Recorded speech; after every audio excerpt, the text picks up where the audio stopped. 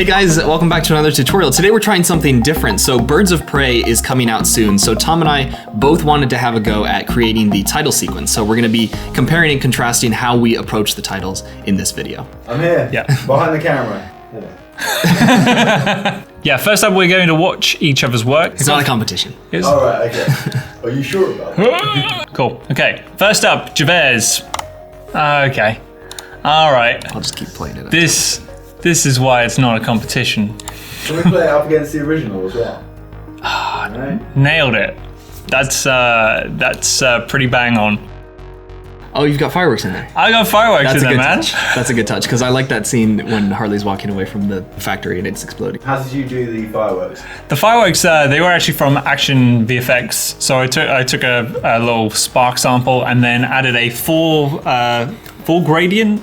Was it 4-point color gradient? Yeah, 4-point color gradient, and then set that to an add, so that gave it the. Is that lens dirt on the right side of the screen there? That is. Oh yeah.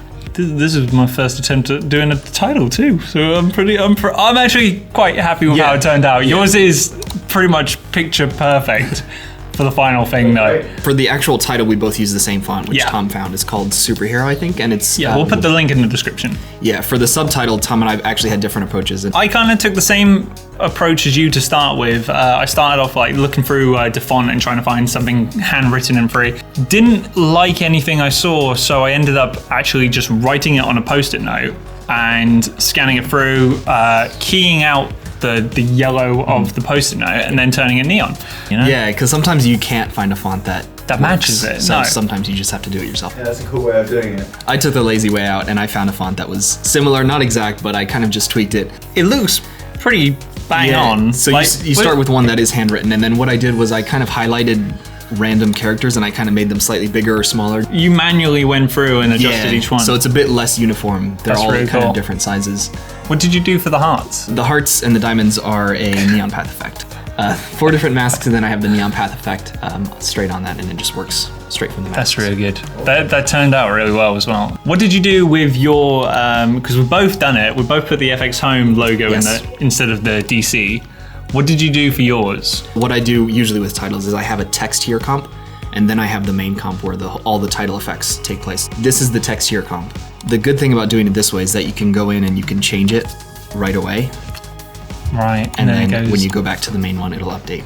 I love the Boyd to play. Boyd's Boyd to play. I can just throw it into that same text comp, and then the whole thing will update. But all I did was take the FXhome logo and then draw a mask for a circle. Simpler than what I did. I ended up taking mine into Blender, extruding it. Really? And then firing it back as a 3D model, just to get that depth, because I couldn't figure out a way to be like, how can I extrude this thing? How can I do this in the quickest way possible, really? It was kind of like, how fast can I do it rather than what's the most practical? I knew how to do that in Blender, so... Well, if you know how to do it, then you just do it.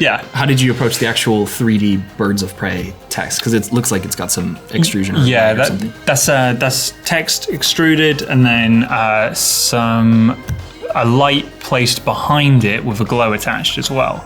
So it then kind of like gives it that little bit of a key light that we have kind of around our head right now. What about yourself? You did the same? Well, I have the text here, and then I did this for the Rise of the Dark Side. Yeah, I was going to say, like, it seemed like a very similar... So I actually got this technique from Andrew Kramer in the tutorial with the number 5, and it was like where the sharp goes past it. Shatter. Yeah, that one. Yeah. But basically what you do is you put the text in its separate composite, and you kind of configure the texture here, and then in the main comp you use something like a parallax or a caustics effect, and then when you add the light, it uses that grayscale texture to kind of extrude and add the texture itself. I love that. I was going to say the texture that you have on that's gorgeous, actually. That is fractal noise.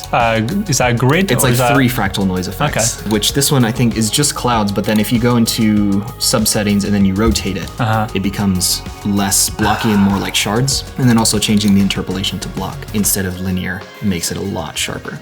Came out really well. Yeah, very, very nice. I'm going to steal that. No, because I ended up doing what you probably expect. I had like I used set matte as with my text, so I then just applied it on, parented it, so when it moves, it then stuck to it. What did you do for the background? What are the blue shadows here? The blue shadows, they are actually, because I couldn't get the right sort of look with my lighting. So on the background, I just used practically a vignette. Yeah. With this blue. I had to have Saffron help me out because I couldn't tell what color I was making it as well. Radial gradients, so you can customize the color to be pink in the middle and then blue on the outside. And then I kind of made it slightly lighter in the middle with another one. And then I was having the same problem you were, where it wasn't exactly looking like the final one. Because if you look on the left side, it's got blue and then pink. And then it's pink in the middle. And then there's a slight orange. I don't know if you can see that, but there's a slight orange on the right, and then it goes into a different kind of blue. Yeah, this was too uniform, what I had originally. So what I did was I literally just made another plane, and then I made it the two colors that I needed, so orange and blue. And then I just literally masked out the right side so that it only affected that. So then you get that sort of multicolor gradient. Yeah, lovely blend. So simple. What are you trying to find? Trying to find the subtitle. Oh, it's called image. I'm terrible at labeling my layers. Key remove, spill, then kind of cleaned them up a little bit. Filled it with white, and then started adding the glow layers. And again, it was kind of like just playing with different type of effects, different diffusions until I got something that I was kind of happy with. That's without the blue light, casting on the birds of prey, and then it's 3 of them with increasing settings. Because you it sort of fall off. You can't. You can just have like the one light blasted, but to give it that depth and feel like it's into a scene, you've got to have them at different intensities, and that's the whole thing. That's the whole point of this talk as well. Is like there are different ways to approach things. There's a right way and a wrong way. No, there are 2 ways to approach it, both correct, both depending on what kind of title you're wanting to create. So yeah, if you have any questions about specific techniques that we use, let us know. If you'd like to see an extended tutorial from either Tom or myself or both, let us know. And thanks for watching. Yeah, I mean, this has been fun. Bye, everyone.